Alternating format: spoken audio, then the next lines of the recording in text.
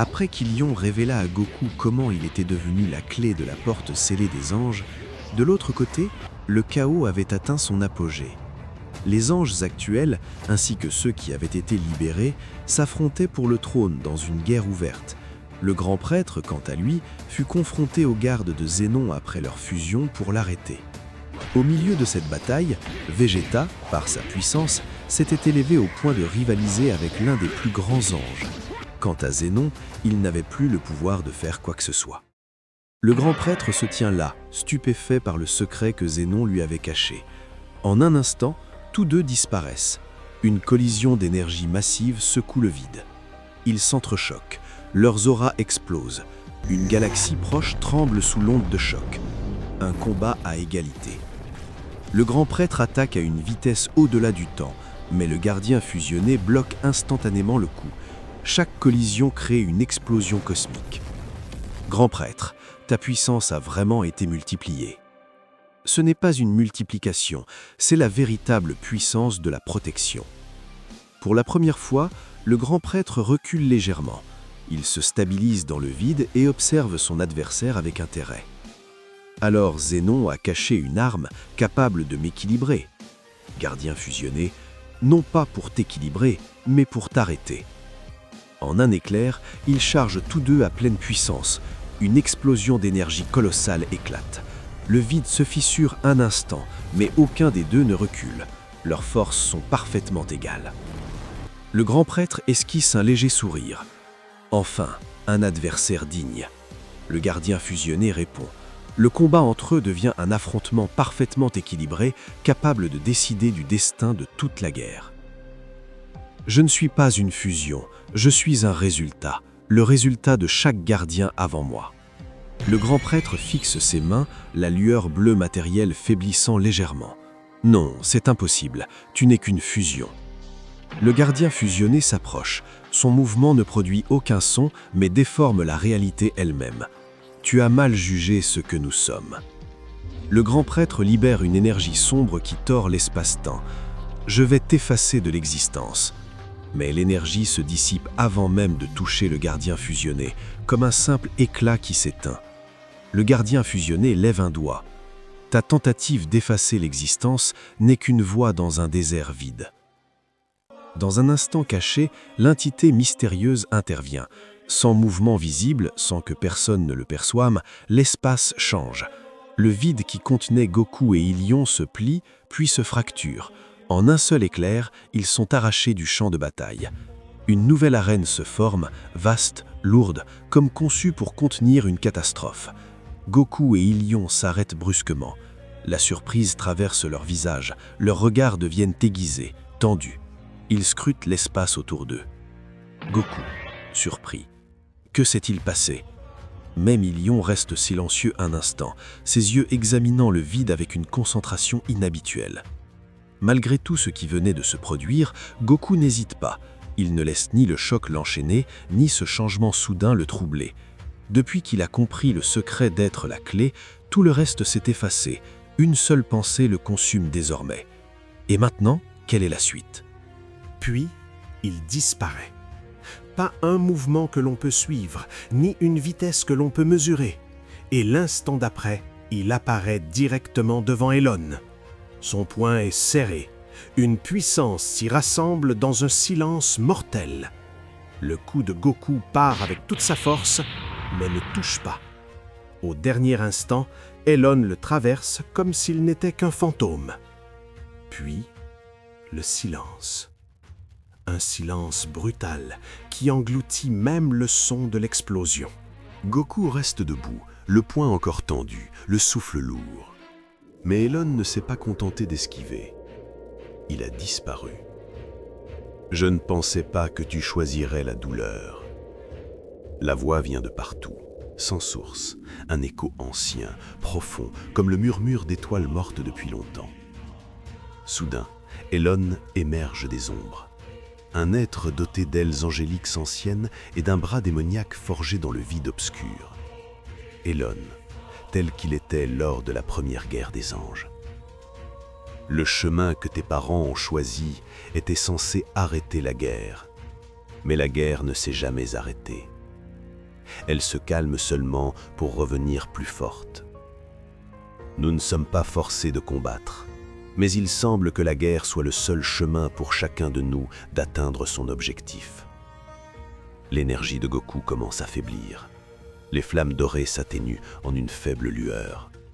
La vérité le frappe plus fort que n'importe quel coup. Son père connaissait la fin. Laisse-moi te montrer le pouvoir d'un ange ancien. Soudain, une lance de lumière se forme dans la main d'Elon. Une flèche cosmique, tourbillonnant plus vite que la perception. Pas de la matière, mais une volonté pure. Tout a un commencement et une fin. Et la flèche de la première aube te montrera la fin. À cet instant, Goku ne peut pas bouger, ne peut pas se défendre, rien, si ce n'est observer. La flèche transperce sa poitrine. Aucune douleur, mais du savoir. Des milliers d'années explosent dans son esprit.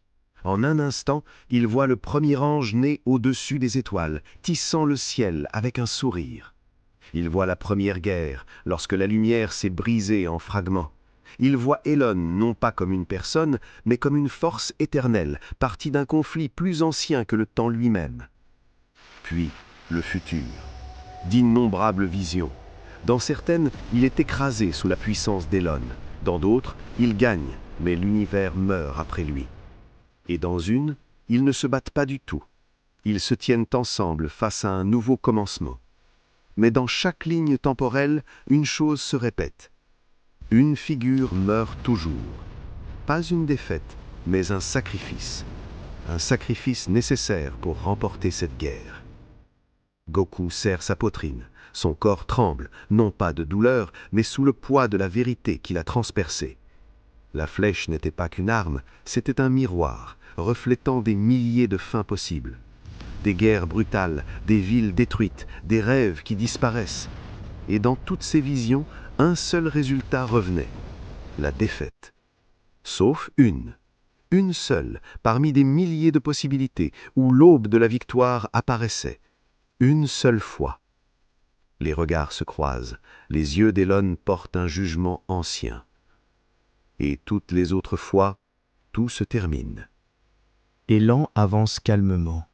Ses pas ne brisent pas le silence, ils l'alourdissent.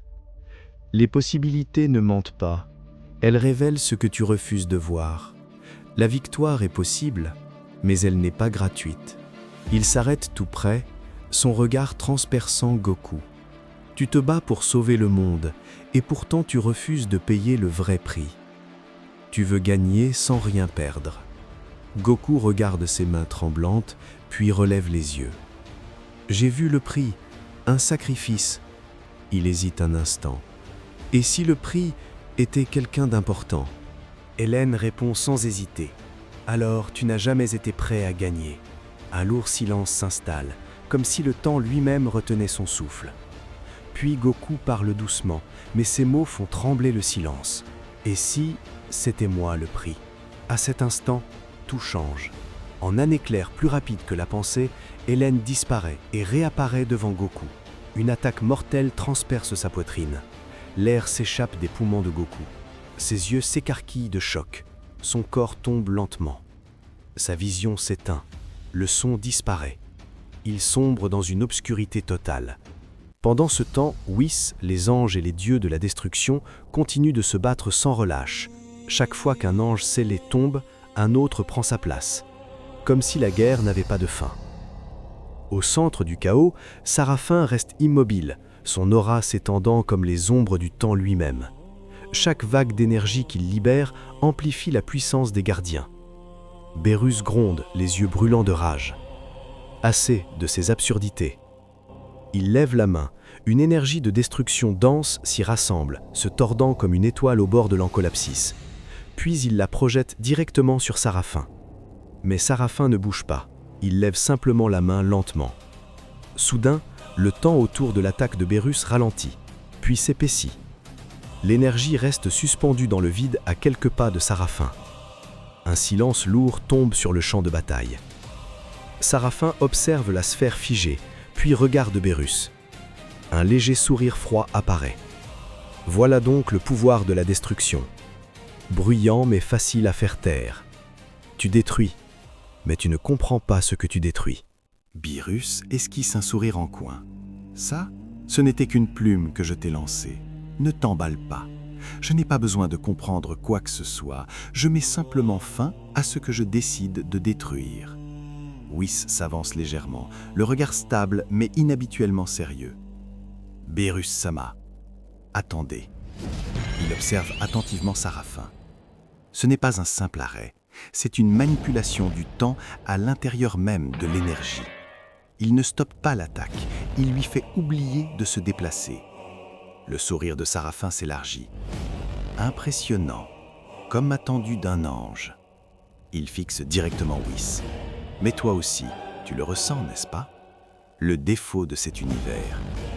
Whis ne répond pas immédiatement. Beerus se tourne vers lui. Ne me dis pas que tu écoutes ces absurdités. Sarafin lève un doigt. L'énergie suspendue de Beerus se brise soudainement et disparaît. Son aura s'étend davantage. Sarafin, d'une voix basse et dangereuse, continue de te battre. Chaque coup que tu portes, il jette un regard vers les anges scellés derrière lui, les rend plus forts. Beerus se fige un instant. Quoi? Tu ne combats pas un ennemi, tu le nourris. Silence. Puis Sarafin s'approche, son ton plus provocateur. C'est pour cela que vous perdez dans chaque possibilité. Soudain, Beerus sourit, un sourire large, féroce. L'énergie de destruction explose violemment autour de lui. Il fonce à une vitesse immense, mais Whis apparaît instantanément devant lui, levant son bâton pour l'arrêter. Whis calme mais tranchant. Attaquer maintenant, c'est exactement ce qu'il veut. Beerus respire lourdement, la rage brûlant toujours dans ses yeux. Alors quoi? On reste là à regarder? Whis regarde Sarafin, puis le champ de bataille. Non. Un court silence. Nous devons le comprendre avant d'essayer de le détruire. Sarafin sourit. Le sourire de quelqu'un qui a l'avantage. Trop tard. Comme toujours.